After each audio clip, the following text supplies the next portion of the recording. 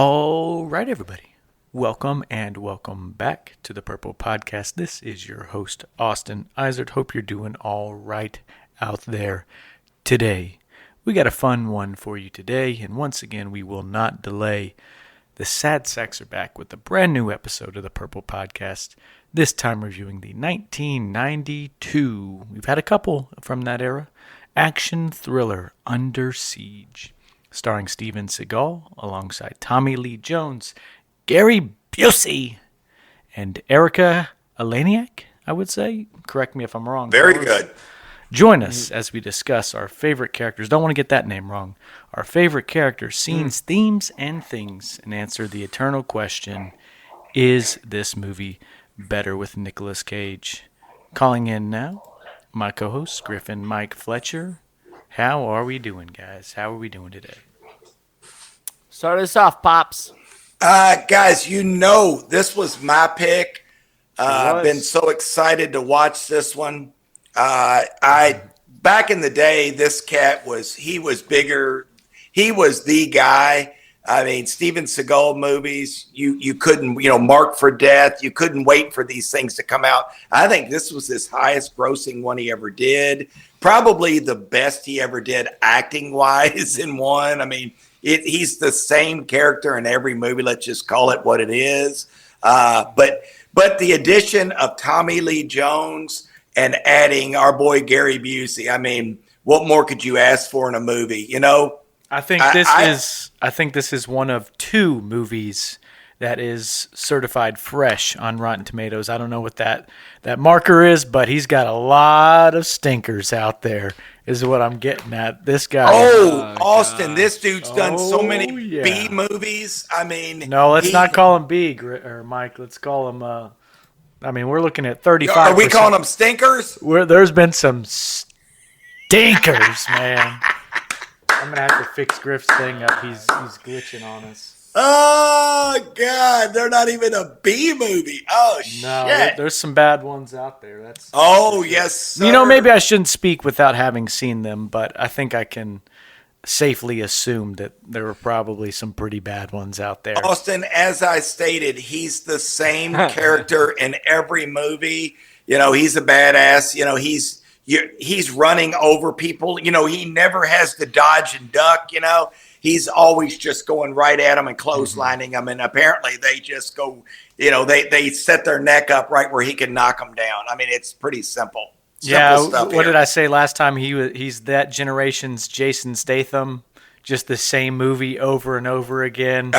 There's no doubt. But there's a lot of fun in it too. And this is actually my first experience with Seagal, so it was interesting to see him on the screen. Kind of a forgotten or fallen hero, we might say. Very much so. And maybe very appropriately so. Some character issues on that side of things from what no doubt, guys. No doubt. And that is not the reason why I picked this one. I picked this one because it's an action. It was one of my favorites back in the early 90s. My brother and I loved it. We had friends that we'd come over and we'd watch this one. And I wonder why. We like, Jordan Tate, Jordan she kind of helps the movie move along, if you know what I mean. But what we liked about it was it wasn't over the top. He wasn't Superman in it. I mean, he only rips a guy's throat out. I mean, come on. I mean, he did, by the way. That was pretty cool. Hey, what did you think of the knife? How he did the knife? I mean, I thought the knife fight was one of the best parts of the movie, to be honest. I thought it was pretty good. And the sound of them clinking together, I don't know if you'd actually be parrying knives like swords, but it sure sounded cool and looked cool. Austin, did you guys read that on the award side, this movie got some awards for its sound? Got nominated. Quality? Yeah, it got nominated for 2 Oscars. I thought it won, so it just got nominated. I think Last of the Mohicans took one of them, and then another one took another. I can't remember which in that category. I'm sure I could find it. But I guess you laid out why you picked it. Griff, how had you seen this? Had this been one that you grew up watching with your dad? Maybe seeing the iconic birthday cake scene a little too early in life? Well, probably, yeah. Made you feel all, No. what does Garth say in Wayne's World, which also came out in 92? She makes me feel all funny inside. Yeah. Hey, man. Now, this was definitely one of those classic Mike has a movie on all the time, and I'm just watching it too. So, his whole thing was Steven Seagal's the man. You got to watch this guy just kick ass. So, you say that this is your first experience with Seagal, man. Now, I was raised knowing this man and watching some of his movies. The other one was Marked for Death. Dad, you showed me that one too. But yeah, man. Nah, I guess I would say this was the first time though I had actually sat down and intently watched. However, so it was definitely still a new experience for me as well. Marked for Death is sitting at a 27% on Rotten Tomatoes. Just fun. Well, just Dad, wanted to mention it. Dad, you loved that one, didn't you? Marked for Death was cool as can be, the whole concept of it. But again, we're doing Under Siege today. Yeah, we are. This one, again, why I love this one is I don't think it was over the top. I think it's a good story. We're talking about nuclear weapons. They'd had some great movies with good, weapons. The pistols in this, those are all H&K. It's all top notch H&K, SP8. Those are MP5s. Those are fully automatic weapons. That pistol that Tommy Lee Jones had, I tried to buy that back in the day. Back in '90, that was a $1,200 pistol, by the way, but didn't get that when I got talked out of it. But I love this. I love it because I don't think it was too over the top. A lot of those, they just go so far beyond. You're going, oh, this is so stupid. Oh, this couldn't happen a million years.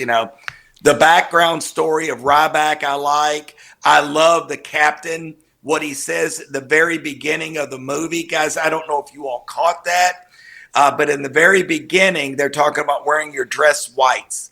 Mm-hmm. And the captain looks right at Ryback and he goes, if I had your dress, if I had all your ribbons, I'd wear them to bed. And if you remember, Krill is in that room with him. He didn't hear that. He missed that. If he would have heard that, maybe he would have picked up on that, hey, this cat's a little bit more than a cook. That's interesting. Just thought I'd throw that out there, guys. Yeah. Well, let's rock into our factuals here. Under Siege comes out October 9th of 1992, 2 days after my birthday and 6 years before. Actually, our boy old Willie C's birthday on the 9th there. Plotline, Nice. logline, when a group of terrorists hijacks a U.S. Navy battleship, a former Navy SEAL posing as the ship's cook. Maybe that's not right there. That's not correct. I wouldn't say that's too correct. But I guess he is posing as the ship's cook, becomes the crew's last hope, using his combat skills and ingenuity to take down the attackers and save the ship.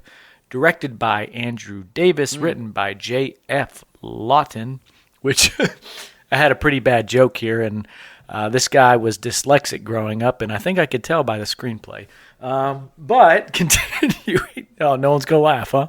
All right, that kind of day.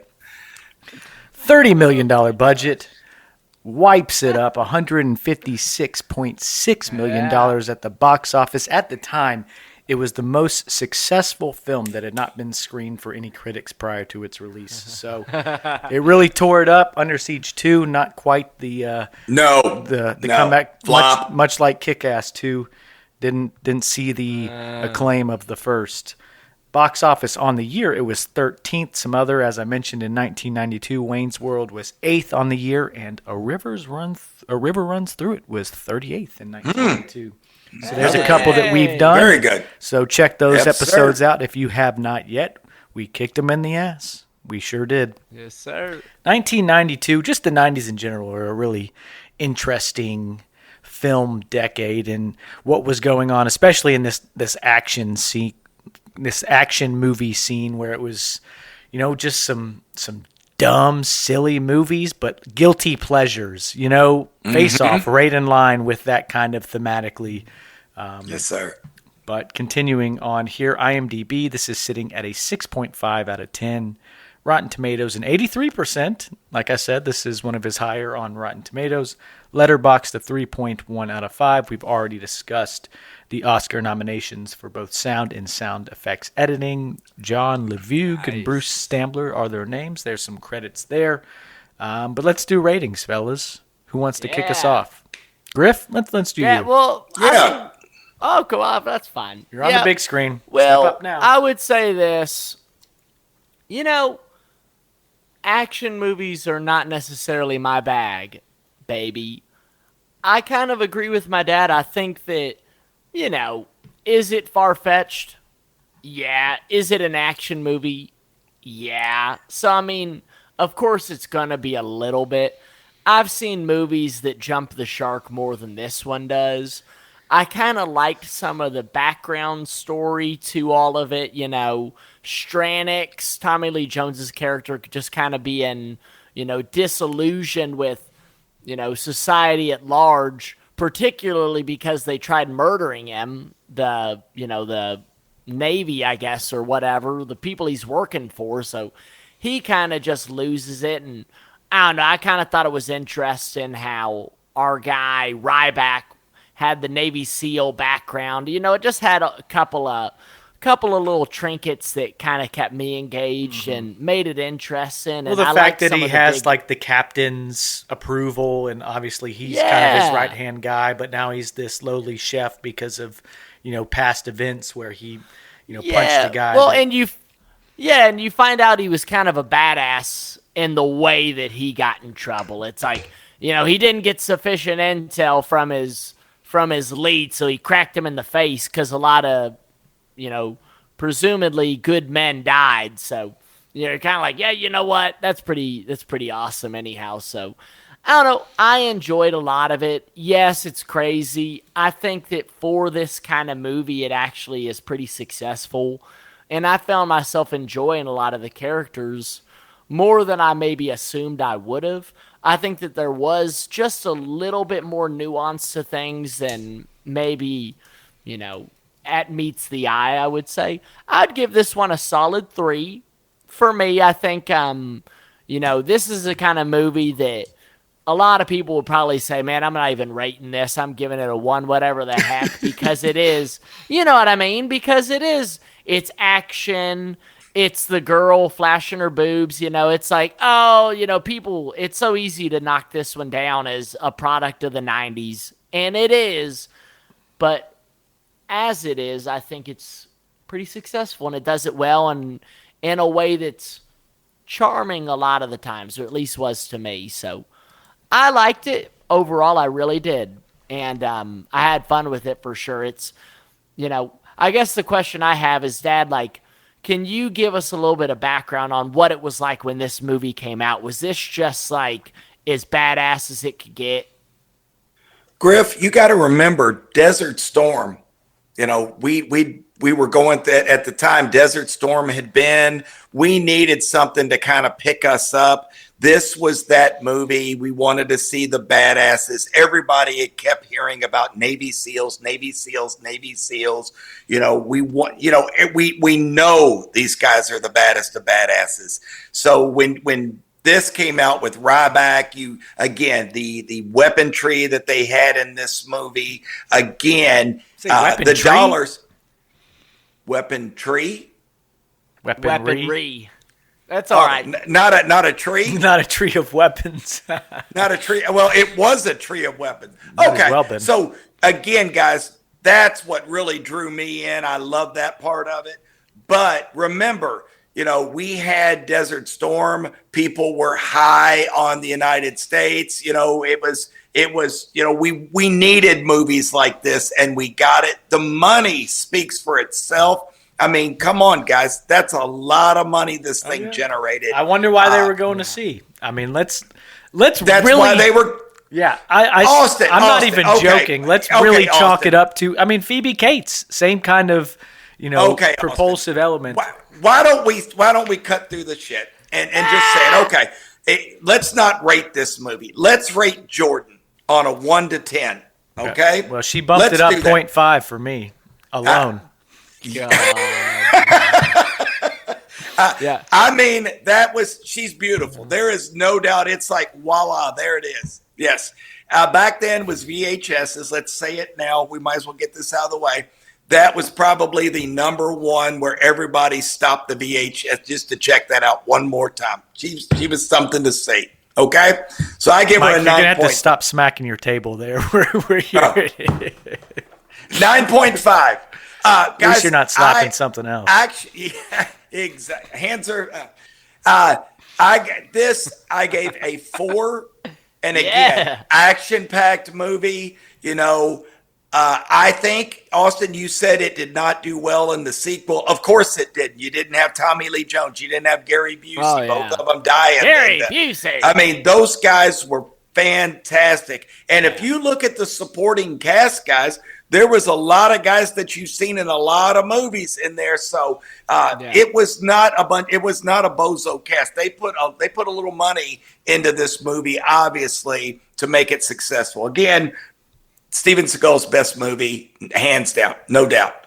Yeah, I mean, let's just say it right here, right now. Tommy Lee Jones pretty much blasts everyone out of the water if we're talking about actual chops. He carries. He's amazing. I mean, that's one thing you got to give some credit to. I mean, my gosh, it almost feels beneath him. I'm not trying to be mean, but like in a way, you're like, God, this dude is just a shining star. He's just running. What's crazy is you see him in Men in Black, and he's such a straight man. And that's how No Country for Old Men. Yeah, that's how I recognize Tommy Lee Jones. And then in this movie, he's like kind of posing as this 60s hippie influence kind of drifter type. And at the same time, he's just rocking. He's loose. He's almost Joker-like. Guys, oh my gosh, he improvised so many of the lines. They said that he improvised almost all that with the Bugs Bunny, the Wile E. Coyote. He did all that. He improvised all Never been caught.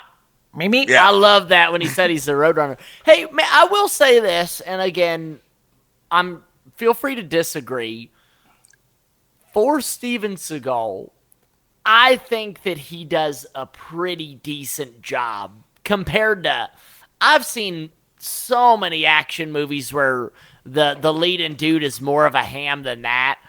Is he a ham? Yeah, but I think all things considered, this probably would be his best role ever. Oh yeah, this is his best movie, and that's not even questionable. I think, well, once again, maybe speaking out of term, having not seen any, but I think you can read enough to understand and know that yes, this is widely thought to be his most prominent role and probably best performing movie. I'd put some money Austin, on that. He did the norm for Steven Seagal was he had a ponytail in every movie. He had this crazy hair with a ponytail. Mm-hmm. This one he doesn't. He looked the part. He went into this one as a professional actor, and it showed. This again, hands down, best movie. Well, I did think it was funny in reading. The director was like, "Oh, this is going to be your chance to be a real actor," and maybe because I haven't seen the other ones, you can't prop this one up against them, and because apparently those are even more absurd than this was, in my opinion, having only seen this one. It's like, oh, that's kind of funny. This was his real shot at being a real actor kind of thing. It was just funny. So I might as well get my review in here, right, guys? Throw it in. So the things that I liked about this movie, and we kind of got at the guilty pleasure. I get it. This movie is just absolutely on drugs, in my opinion, but I think that's a good thing. It's a good old stupid movie, 90s action movie, pretty balls to the wall, and once again, not having a bar to measure it against, this one seems pretty insane to me. The jaw-dropping twist. I had no idea where this thing was going when it started. What the hell's happening? And then when Tommy Lee Jones pulls that gun out and shoots him, I was like, what? That's okay. That's awesome. Here it is. This is the story then. Yes, sir. Yeah, I was waiting for it to happen, of course. So that's funny, that perspective. I had absolutely no clue where it was going. Like, where's this leading to? Yeah, that's kind of interesting. great. And then I did watch it back again, so it was funny to kind of look at some of the Busey things he was doing and planting the seeds, like telling that one officer, no, we want it this way. And it's like he's clearly making way for this siege of the ship. Of course, I love Jordan Tate. Miss July, 1989, which he also was in real life. I did not Google that after the movie. Gary Busey and Tommy Lee Jones, our first ever I'm going to call it our first ever pork off, the most ham up performance. Who are y'all giving it to? My God, Gary Busey for sure, dude. You think? I was going to go Tommy. Tommy is ham. I think Tommy Lee Jones was over the top. Aside from the cross-dressing. Austin, the line, what does he say? They were trying so hard to just play into the whole, do I look like I need a psychological evaluation? So they have him go, this idea is, what did he say? It's like, it's chaotically genius, or he said something so silly. I was like, oh my God. It's so insane, it's something. It's logically insane or something just really crazy. I was like, oh my God. Yeah, I mean, welcome to the revolution. Welcome to the revolution. He gets so damn mad that he got a poor little review from his boss that you're going to blow up the world with nuclear warheads, Tomahawks. What about Austin? What are you going to do with $2 million in the bank? I'm going to buy the presidency. And Tommy Lee looks at him like, you fucking idiot. I mean, it's so great, man. Some of the other like hammed up parts, and these are going to be where it just slips into absolute stupidity. Like the times when they're on the intercom talking back to the control room. If you just watch Gary Busey in the background, everyone's laughing his nuts off. Everyone's laughing so hard. It's like nothing funny happened there. And then another intercom scene when Jordan Tate calls back. She's like, take a message or whatever the hell. Can you take a message? Like, it was like, what the hell? Yeah, he's like shooting in the moment. Yeah, there's mid-fight. He's in a gunfight. What are we doing here? You didn't think that was awesome? He's talking to him while he's shooting. Well, that's just the jackassery, what I'm saying. It's a stupid movie. You cannot fight me. The soundtrack, awesome. Voodoo Child, when that kicks in. Yeah, that was awesome. Things I would hold against this movie and say I don't like. This movie is on drugs, so that does hold it back. It is absolutely not, like a piece of art in that way. You got to look at it through a different lens, of course. And, you can have fun with it in that way. I think the narrative gets a little all over the place. You get a little confused on, like, what the hell's happening. Like, there's people in the forecastle. There's other people locked in this room. We're saving people here. We're doing this and that. It just, there's a submarine that shows up, and where did we get this from? Well, they tell you, but it just is a little. You definitely got to be paying attention. I was going to say, Billy. Be paying attention. Yeah, Billy got that submarine. That was what's his name? Mr. Breaker. He knew later on. He goes, they never could find that submarine. Yeah. But overall, I had a fun time with it, and I'm going to give this one a nice 2.5. In a kind way, a kind 2.5. And like, it's good to have a movie that you can watch for its absurdity and stupidity, but 2.5. And well, there are movies you could give a 2.5 and you'd be like, that literally pissed me off to watch. It's not one of those. This is one where it's a 2.5. Not one of those. It's not one of those. I'm not mad at it. I'm definitely not mad at it. Yeah. It's just, that's where I'm going to put it. That's where I'm going to put it. Is this one you're going to put your nuts on the line for its artistic merit? Probably not. Probably not. Could you watch it with some friends and hang out and eat some wings or something? Hell yeah. I know one scene we would. That's for sure. Yeah. We'd applaud, just like everyone did when she first showed up. Yeah! Everyone's just so pumped. They get her ass shot in there. Man, the fact that's just great that's even happening in a movie. You won't see that anymore. That's just too on the nose. They won't let you. You'll get in trouble. But I thought it was fun. Let's move into our categories, folks. Best scenes. Or just Best scenes. Mike, lead us, baby. Mikey. Guys, there's a ton of great scenes. What's your number one scene? And I'll let you. Number one scene is we're down in the galley with old Ryback and old Cue Ball and his team down there. And these guys are having so much fun. They're dancing. They're having a great time, and all that. Yeah. Well, you see that, but then you also see Krill come down. And Krill comes up and he says, smells the soup. Delicious. Smells like a lard omelet. Then he goes, spits right into the soup for the flavor. And you can see the look on Steven Seagal's, Casey Ryback's face, like, I'm going to rip your head off. He then crack, he just stings Commander Krill. I mean, leaves this biggest, the cut on his face. Yeah, and he insults him. I'm not going to say the word, but he insults him like he didn't just get his face split open by this punch.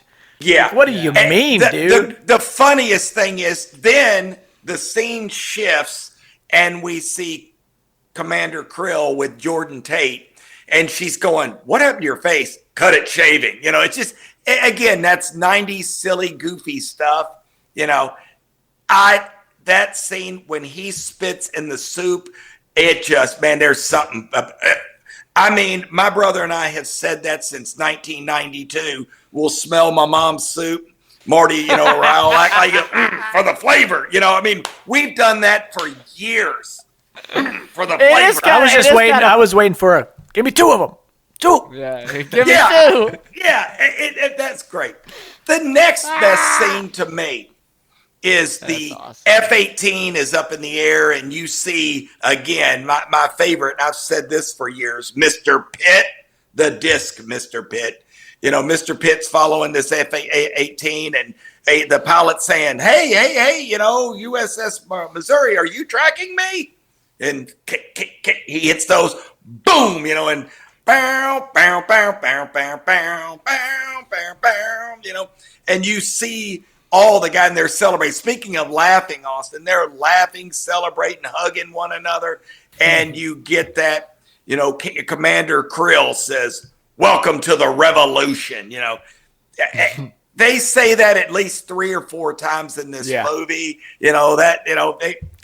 That was just something back in the 90s that, they thought the world was being taken over. So, well, here's a little military snob thing. No fighter jet would be there alone.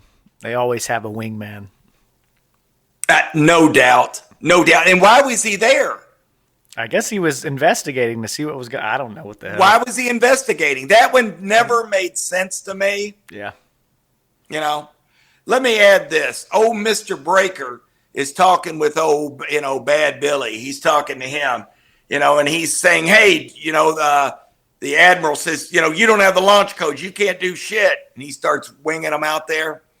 Bill tells him, you tried to kill me, you son of a bitch. Yeah. Did you get the 4 fingers of both the guys that you sent to kill me? And you see, Breaker. Yeah, yes. I didn't hear that. Did you get them? Yes. And he goes, you tried to kill me, you son of a bitch. So what do we get then? Welcome to the revolution. We get it again. It's like, yeah. I guess maybe that's a 90s thing, that it was just so much fun to hear that. Kind of like your movies at at your all's age. That was like, it just pumped us up, man. Oh, we love that. And him dressed in the tie-dye and the the purple haze kind of look and the Jimi Hendrix music. What more can you ask for? It was just kick-ass. Mm-hmm. Those are my scenes, boys. Yeah, there you are. Not just one, but 3. Yeah. I had to throw in the 2. All right, Griff. Hey. Give me your favorite scene, G. Favorite scene was when Tommy Lee Jones, Stranix, is talking with the big oval table folks with the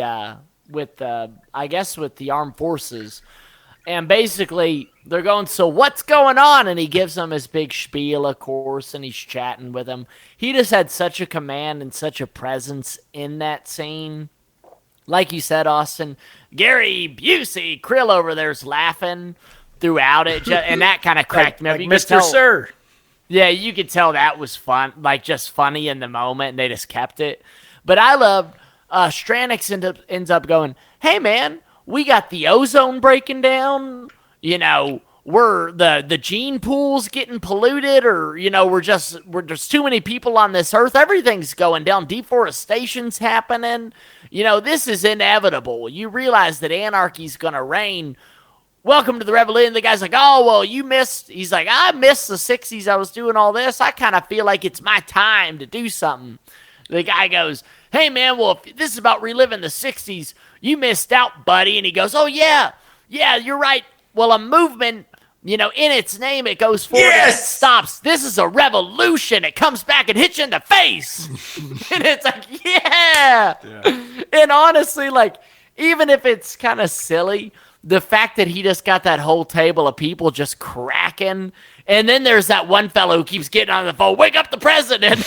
I mean, that scene was awesome, and he just had such a command. Like I said, they're like, he hangs up, the people in the room with Stranix are like, man, God, they really believed you. So you can tell he's half playing a character. He's like, yeah, they probably think I'm paranoid. Who knows? But it was just awesome how he led that scene. My X Factor scene, I'm going to leave one on the table, and I'm going to say this. After Ryback gets those other people back, I guess he rescues some of those sailors, right? Yes. And he gets them back in action. I like when they're all in the hallway, and they have some of the mercenaries trying to get them, and, they're catching fire, they're shooting. All of a sudden, Ryback goes, I'm going in. And he just runs right in the hall and starts mowing people down.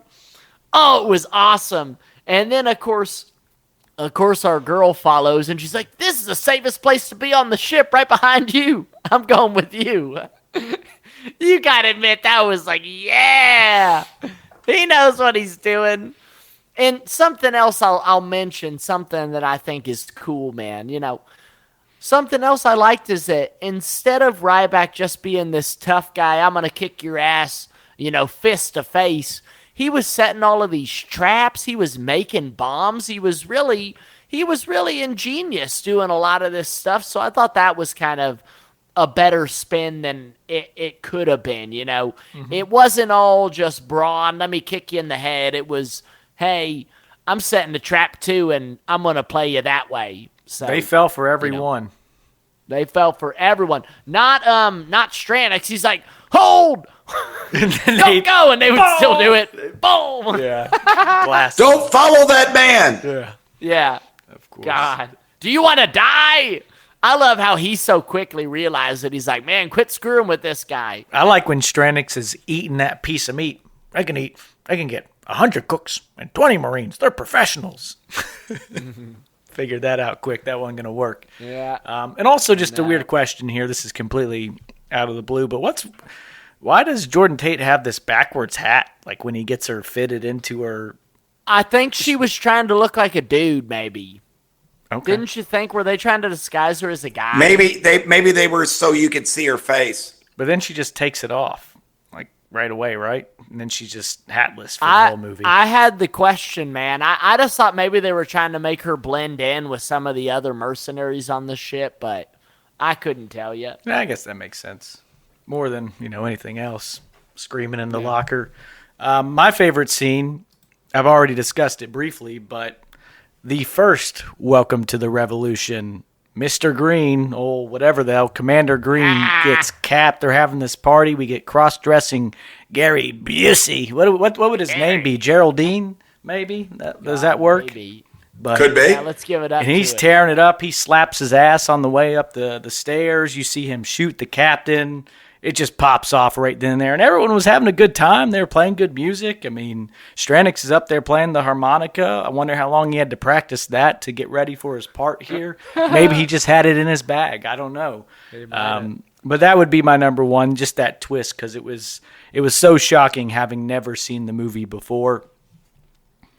X Factor, I mean, did you leave this one for me on purpose? I did. The old missed Q birthday cake. How long was she in that damn thing, man? Like, that was another just absurdity. Yeah, like, what was going on? What did she hear that just made her pop out and then just close her eyes? And the bigger question was, why was she even there? I mean, she really didn't need to be. She really didn't need to be. It was all just part of the illusion, I guess. I mean, I almost thought, Austin, she took those pills because she was kind of air sick. I thought maybe she conked out for a bit. Well, that's what she said she did. That's exactly what happened to her. But she just, I don't know when she got in that cake. I saw something funny I was reading on Reddit. Someone's like, is this why I get a boner every time I see a giant cake? Oh my god! Yeah, but I mean that's just an iconic X Factor scene. You have to get that in there. One that I have for the. I figured you'd talk about the knife fight too. That was my silver medalist for my favorite scene was that knife fight. I thought it was no doubt sick. But I also had an X Factor of them cutting it up in the kitchen right at the beginning. So I think we're kind of on the whole thing. Marty's favorite scene, cue ball. Yeah, cue ball up there. He kind of disappears for the whole damn thing. I don't know where they had him. Maybe the forecastle, but Miss July arriving too. That was awesome. Everyone going crazy. You see her showing up. The whole damn crowd. They got her on the CCTV, and they're like, I need to see her in person. I'm running out there to check it out, and everyone's applauding. Yeah. Dad, what did Ryback say after he stabbed Stranix right in his head with the knife and then threw him into the radar? What did he say? What did he say? It was like a Predator type line, like "I'll see you later" or something. I don't know. He said, "Keep the faith, Stranix." You know something, and I've seen that movie a million times. They knew each other. Yeah, I didn't realize that they knew each other, so they had been on a mission together. He was distracted by the X Factor scene, Austin. Yeah. Could be. Yeah, we knew that. Characters, fellas. Characters. Take it, Pops. Commander Krill. He was my guy. I loved Gary Busey in this. Wow. You know, again, I love the lard omelet for the flavor, you know. Funny. You know, what happened to your face, Jordan says, you know, and he says, I cut myself shaving. Better go get the old man. I love that. You know, I'm your date tonight, Captain. Then proceeds to shoot him. Do you know what happens next? That Marine comes in. He's getting ready to shoot Krill. Nice shot. And he goes, nice shot. You know, because his guy just shoots him in the back of the head, I think. He goes, nice shot. You know, that was just crazy. Listen to this shit. He was putting me up for a psychological evaluation. He's sitting there and he pulls his wig off. Do I look like I need a psychological evaluation? Not at all. I mean, not at all. The dude was insane. I mean, he's insane. When you saw him smile from ear to ear when Tommy Lee Jones's character calls him, Captain Krill, and and he's like, settle down. He loved it, man. And the line where, you know, he's going to drown his crew, and he goes, they never liked me anyway. And Tommy Lee Jones just, you're a maniac. I like Tommy Lee Jones's response. He does this like eye look. It's great. He goes, well, what do you think? What do you think they think of you now? You know, now that you're drowning them. He said, I'm sure they love you now. I'm sure they love you now. You know, it was great. I thought he put on a hell of a show. I thought, again, he brought some comedy to it. I thought that he brought the craziness to it. Did you feel like his death was a little anticlimactic? Do you think? Yes. You think you needed a little more personal touch to it instead of him just getting blasted in the submarine? I was disappointed. I don't even know why he was on that submarine. He should have been in there. He was trying to get it to where it could submerge again. Well, sure he was. He was trying to teach him how to do it, I think. But I don't think... You just weld it over the hatch, and then we'll be able to submerge again like that's going to work. I won't lie, Austin. I didn't mind seeing him just get sunk because I think it was kind of like he was just so kind of... confident. Well, he has that line, all they got is starburst. They can't hit us here. And then the starburst blasts his ass.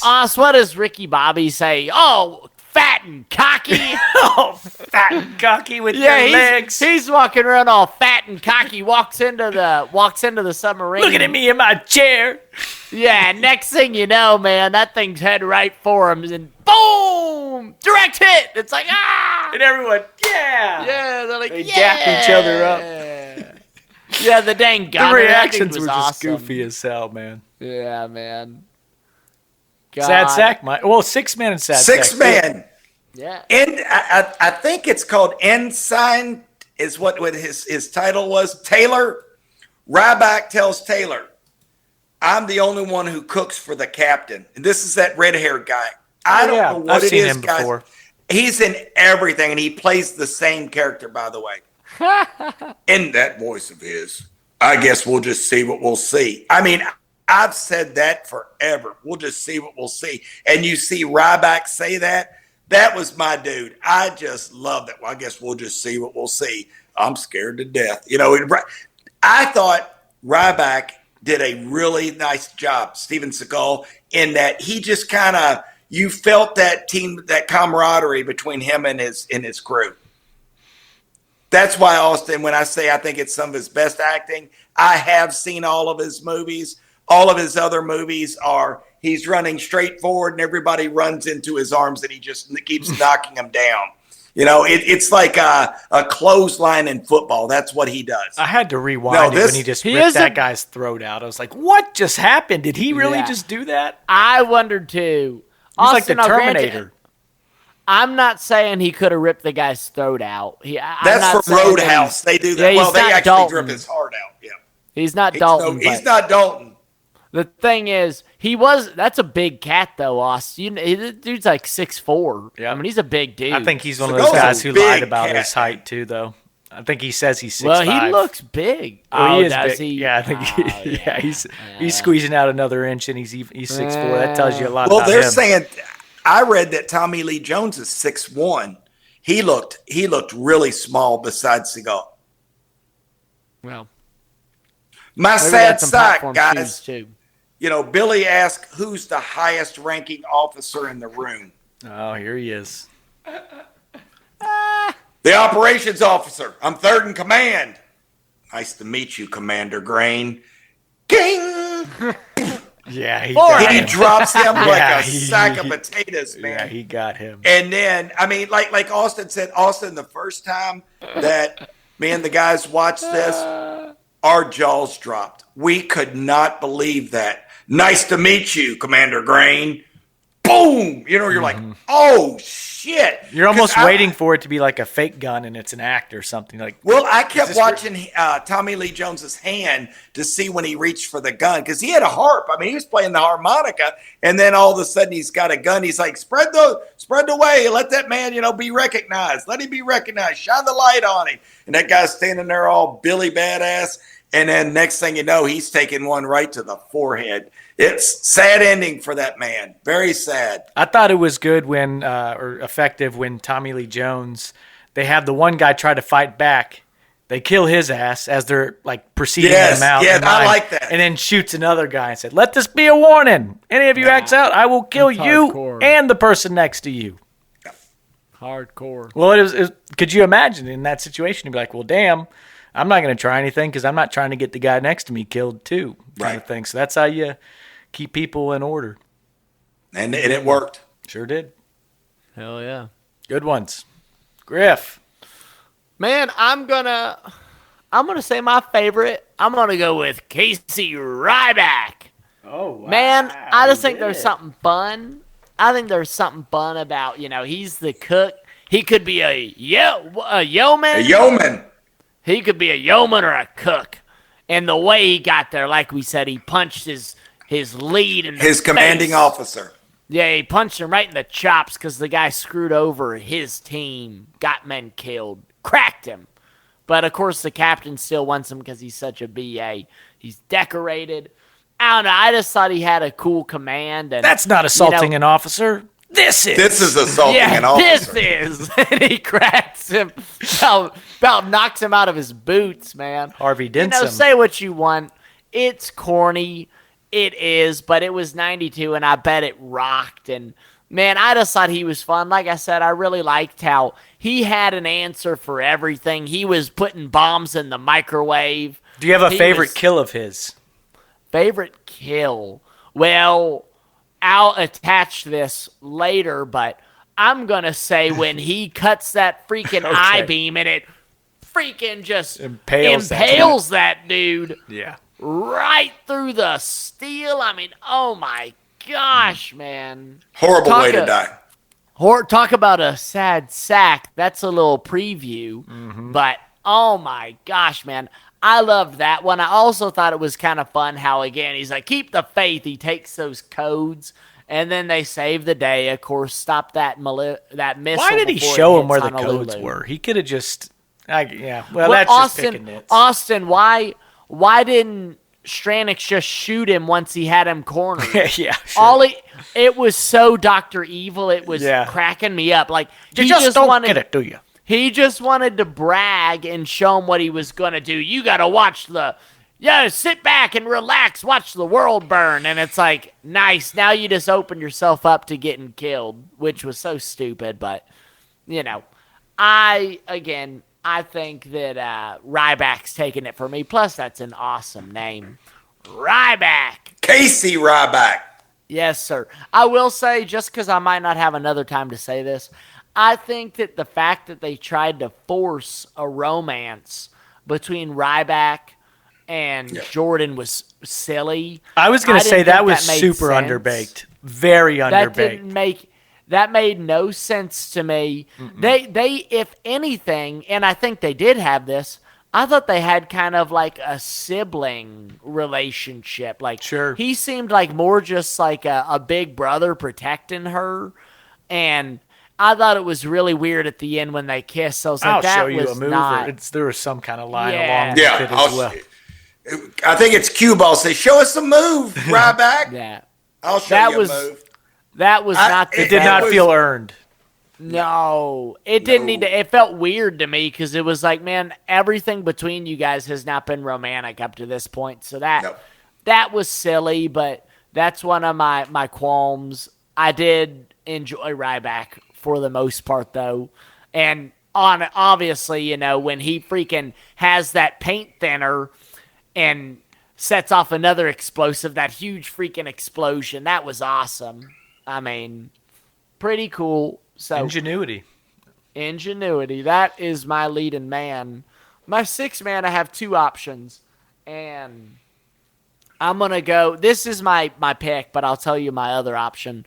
I'm just going to pick the crew that he saves, that group of sailors that ends up helping him out. They get the old World War II gunner assisting them. All right. They have the one fella, and they're just working together to get these freaking, Dad, what'd they call them that Krill was saying wouldn't get them?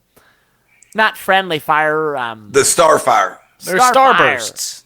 Yeah, Starbursts, yeah. I don't know. I just like how they all work together, and that was a 6-man from hell. They kicked ass. If it was not them, I would have picked that goofball who kept picking up the phone. Call the president. What are we going to tell him? Oh, my God. When Barbara Bush at the very beginning? Yeah.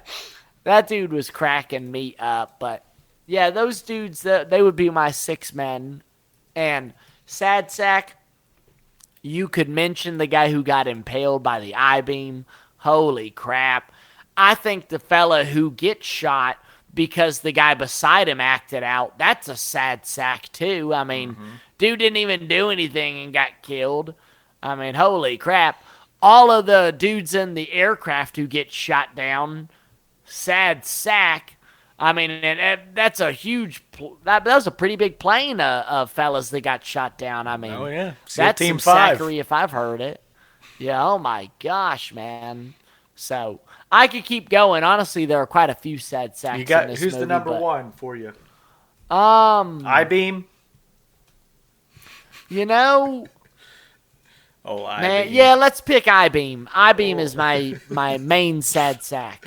That's the good. biggest sack, you might say. Yeah. Nice sack.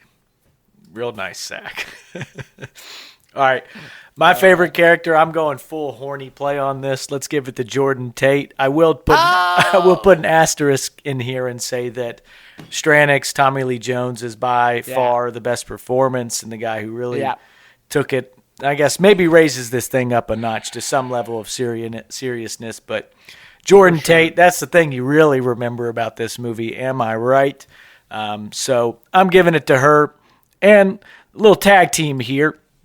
For my 6-man, let's give it to Ramirez, who saves Jordan Tate at one point, keeping her alive. Yes. We need that in this world still. So, and Ramirez was just solid all the way around too. He's his co-chef kind of thing alongside with him. I liked Johnson, the guy wearing the green, who ends up getting he lays it on the line and actually dies. He's one of the only guys that does die in that time.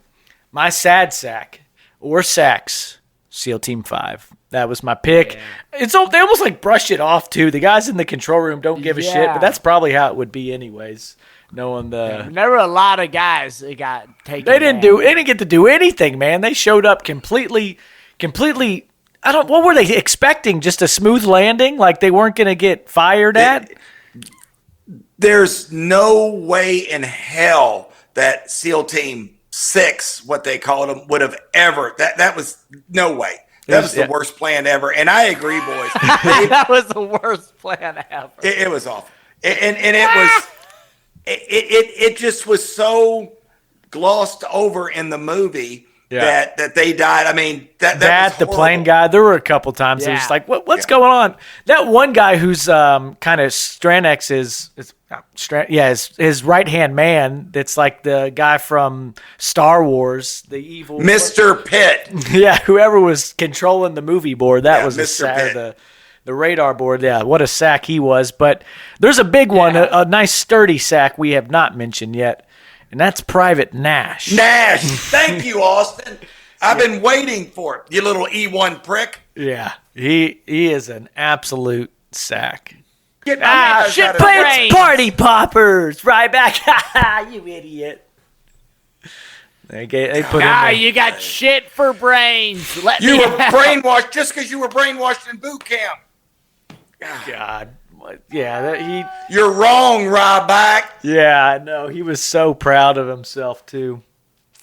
But yeah, that's an ass. He is an ass. And he gets blasted. I mean, they're acting like, he's a Marine and that, and they snuck up on him and killed him quicker than anything. Well, another interesting thing about that is, like, I was questioning, how are they deciding who to kill and who to not? Like, because they put a lot of people in the forecastle just imprisoned, and until it's their plan to get Ryback to reveal himself, they weren't killing them. There's other guys locked in another room.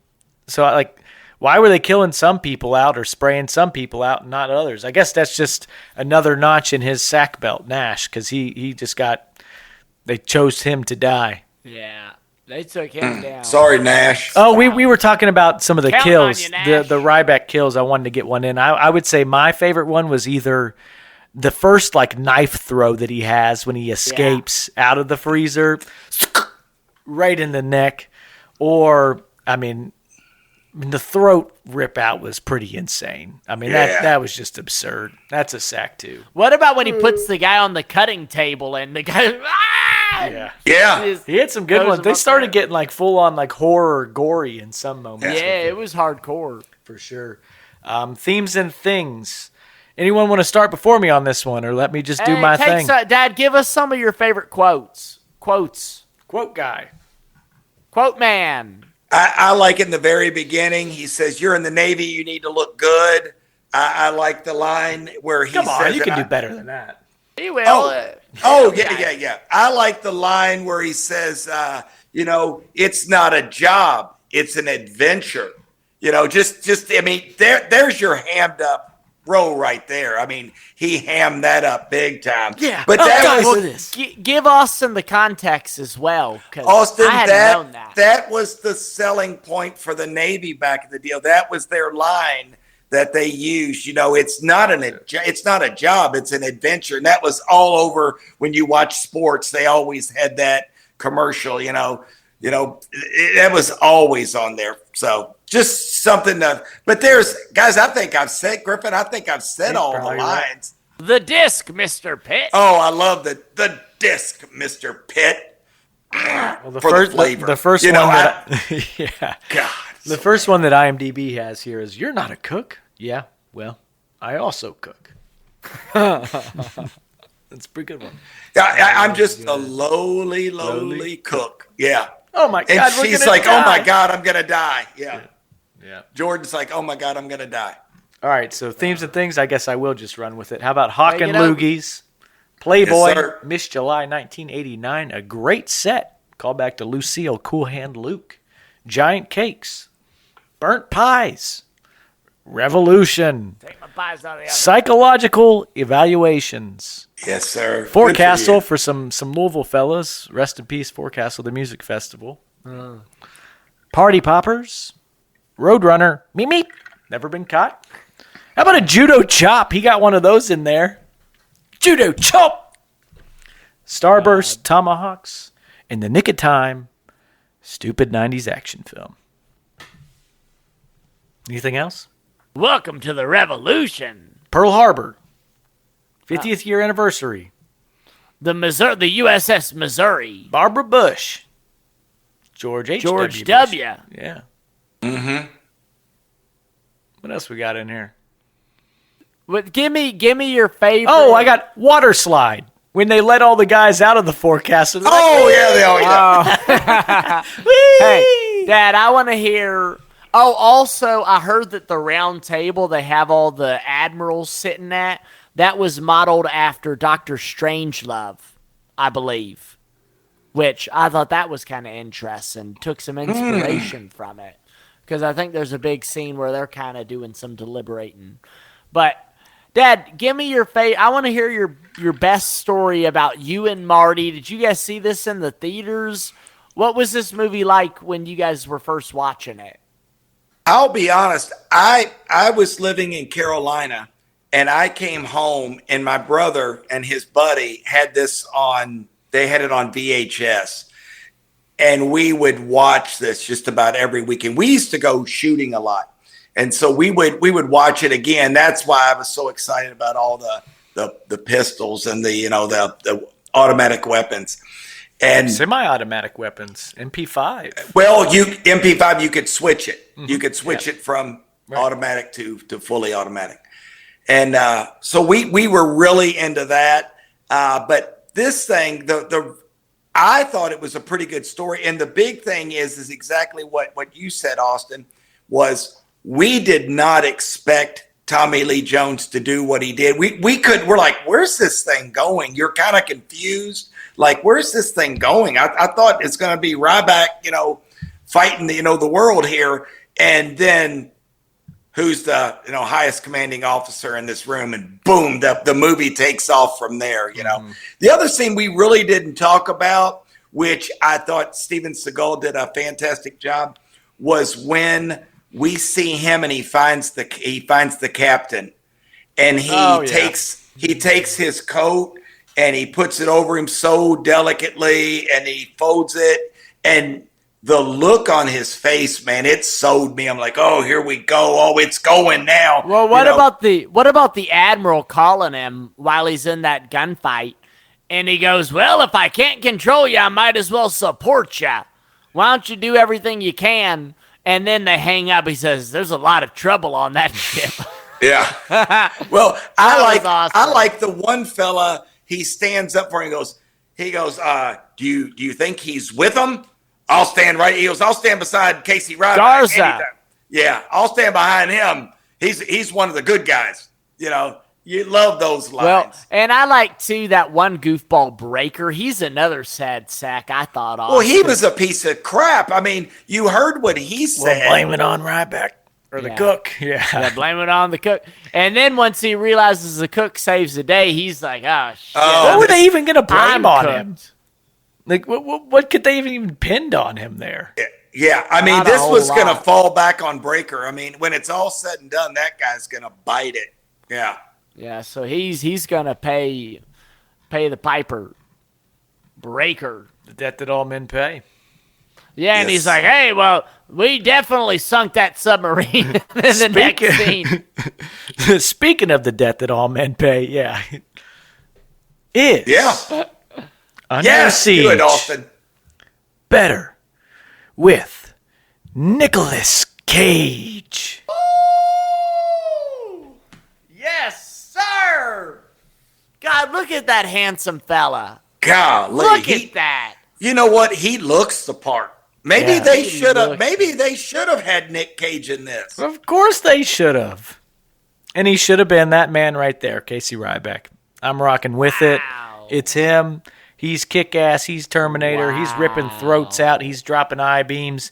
And I think we're going to believe that romance a little bit more than we did, too. Oh, yeah. Tell me you wouldn't. I can't argue with any of that. I'll say this, that I had. And at the end, I had show him me a down- move. Would you be grateful? That's what he does right then and there. If I were to show you my tongue. Hey, God. he could eat a peach for hours. That's all I know. Gosh damn. Hell, they wouldn't have saved that damn ship. They would have been doing something else the whole time as soon as he saw that birthday cake. Hey, He came out with sprinkles all over his face. Hey, this might not have gone so well for that USS Missouri and the world, I guess. And the world, yeah. Hey. Oh, that's fantastic. Oh, my God. You guys got anything else there? I had him as Krill. I think he could have played Krill, Oh, but my I think God. Austin, I think you're right. I mean, the Krill wasn't big enough for someone of Nick Cage's abilities. I think he'd have to be Steven Seagal. Here's the thing, though. Can you see Nick Cage cross-dressing? Yes. I can Yes. see him Can you as all see- three as the main guys. I mean, absolutely. And like you're saying, Austin, I was reading that Tom Cruise and Nick Cage were considered for Ryback. So, man, here's the I think deal. a few good men came out in '92 as well. You might have been I think tied it up, did, Tom Austin. Cruise. We all know that Nick Cage is a better actor than Steven Seagal. He would have brought nuance to the Ryback character. He still would have been badass. Yes, and sir. I think it would have had a little bit more of like a Bruce Willis and Die Hard flavor. Because, with Seagal, you have this big cat who's kind of doing that whole intimidation thing. Nick Cage wouldn't have that so much, but I think that he would have just a bit more nuance. Like I said, some added complexity. A little more he flavor. would sell the romance. Yeah, for sure. Yeah. Some flavor. They'd He would sell that for the easily. flavor. Exactly. But, hey, at the same time, you have to say that you could see Nick Cage as Stranix pretty damn easily. Yeah, he could pulling do all off three the of them. kind of acid hippie deal. I think Austin said it. I mean, he could have played any of the big three easily. Either way, Aside you turn from it, Jordan this movie Tate, I is mean, I better. guess. All right. Would it have done better with Nick Cage than Steven Seagal? I'm sorry, I keep tapping the table. Would it have done better? Yes. I think so, Austin. I think so. I mean, they probably have to say cut so. Steven Seagal's lines, because he's, let's face it, he's pretty stiff. But Nick Cage, oh man, could you imagine Nick Cage and Tommy Lee Jones on the same stage? That would be some real high Oh, my voltage God. stuff, man. Let's see who can out That knife the fight? other one. What about Yes. Nick Cage? What about Nick Cage throwing on the welding goggles? Yeah, where did he Massive. find those? I guess they just had to have been there. I thought the whole story, Gosh, they're taking out the pipes to create a slide to Yeah, they're drop making down. a rail system. They're making a rail system. Who wrote this? Some guy with God. We're gonna rendezvous. Some guy that's dyslexic. But there it is. Wrapped it up. He got it in again. Now you get it. All right. Number one favorite thing about this movie, guys. What is it? And we'll get on out of here. Tommy Lee Jones, Stranix. I think his performance rocked. That's I mean, interesting because you picked Well- Ryback as your guy, your favorite character. Well, here's the deal. Tommy Lee Jones, like you said, honestly, Austin, I thought you were going to take him, so I kind of left it on the table. No, I went because full he horny. is so good, man. Yeah. I mean, understandably so, but he just rocks. Even when he holds Mr. Pitt at gunpoint, Mr. Pitt's like, they're smarter than me. There's nothing I can do. He's like, well, okay, then I guess I'm going to shoot you in your dome. I wasn't joking when I said this. This gave me a lot of, like, he could have been a Joker, a pretty damn good Joker. Like, if Heath Ledger said he modeled his Joker after Stranix in this movie, I'd be like, you know what? I can see it. I buy that, yeah. Yeah. I mean, guys, Tommy Lee Jones, what we got to see is why he's great at what he does. He's one of the greatest actors, you know, that's on the stage. I mean, on the movie screen. I mean, he's just that damn good. Yeah. And the other thing, the reason I picked Gary Busey, this was Gary Busey before he got his eggs scrambled. You know, I mean, you could tell this cat could act. I mean, Gary He Busey said earlier. Didn't you say he got his melon crushed? He got his eggs scrambled in that motorcycle accident. This man. Gosh. Oh, that's horrible. Hey. I love straight Gary shooter. Busey. Straight shooter. Hey, Mike. man. Mike's let's face it moment. Let's face it. Gary's eggs got scrambled in that cycling accident. But, I mean, guys, you all saw him in Point Break. I mean, you saw him how good he was. He was good in this. The guy could friggin' act. It's Gary Busey. It's Gary Busey. You know? That's who you're giving it to, your number one favorite thing? I would say my number one favorite thing is this is just... we know who yours is, Austin. No, my number one favorite thing is just, you know... Jordan Tate. No, well, sure, but a good old shitty movie. It's nice to have these. They're fun to throw on. Sometimes it's good to have a shitty movie. I'm not mad at it. It's a lot of fun. Guilty pleasure. It's a guilty pleasure. This is one that does it well. Indulge. Guys, you can put this movie on and you can watch. You can get up, get a sandwich. You come back. You're like, oh, Commander You can get two of them. Yeah. Give me two meatball sandwiches. It's just a fun movie to watch. It's one that, you know, Austin, you talk about your movies with your buddies. This is one that, you know, with my brother's buddy and I, we sit around and all these lines that we go back and forth, you know, the disc, Mr. Pitt. You know, I had somebody at work one time that they were talking about a disc back in the day. And I went, Mr. Pitt, and no one in the room understood except me. I'm like, oh, shit, you don't get it, man. Come on. I mean, it's just those kind of things. You know, it's just lines in movies that we enjoy.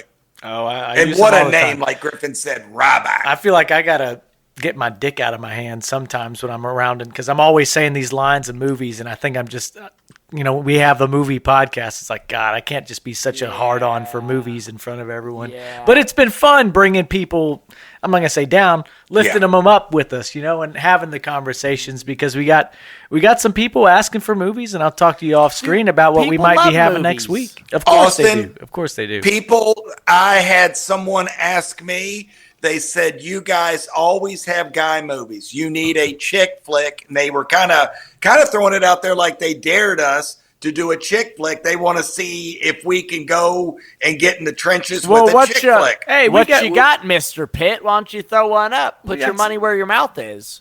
We'll do it. Mike has 2 picks next month. Unless there's something in theaters that we need to do.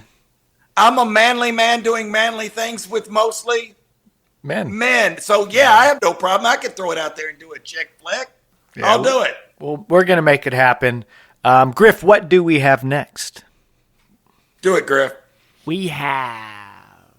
He doesn't even know. Speaking of Point Matrix. Break. Yeah. The Matrix, baby. And honestly, I was thinking, too, man, we might have to get John Wick on here soon for a kind of modern day equivalent of this kind of movie. John Wick, you ever seen that one, Austin? I actually have not seen John Wick. Oh, dude. Yeah. If you think this is hammed up or oh my God. Yeah, my God. We had our first ever pork off in this one. Here's the deal. Next week, we're watching The Matrix. That's one I've never seen. believe it or not. I have not but either. It's a classic. I mean, you got to see it, so I'm really excited. Have you ever seen The Matrix, Dad? I have. It's been years ago, Gus. Years ago. Well, now next week is our time, my friends. I'm excited. I'm really excited for that. Yeah, it'll that's be just fun. That was growing up early 2000s. That just felt like it was embedded into pop culture, like background screens on phones that would do the Matrix, like moving of the green letters. Just and down. everyone knows the red or the blue pill. So I mean, we're gonna actually watch the movie and start learning some stuff and be like, "Oh crap, that's what it is." Well, that's the whole deal. Looking forward to it, fellas. Great one tonight. Whole lot of fun. Give me your goodbyes. Get on out of here. Well, boys, this is Griffin with the Purple Podcast. As I say every week, we're kicking. We are rocking. It is second nature, and we're going to keep it going. So appreciate you guys. Love you, boys. Love doing this.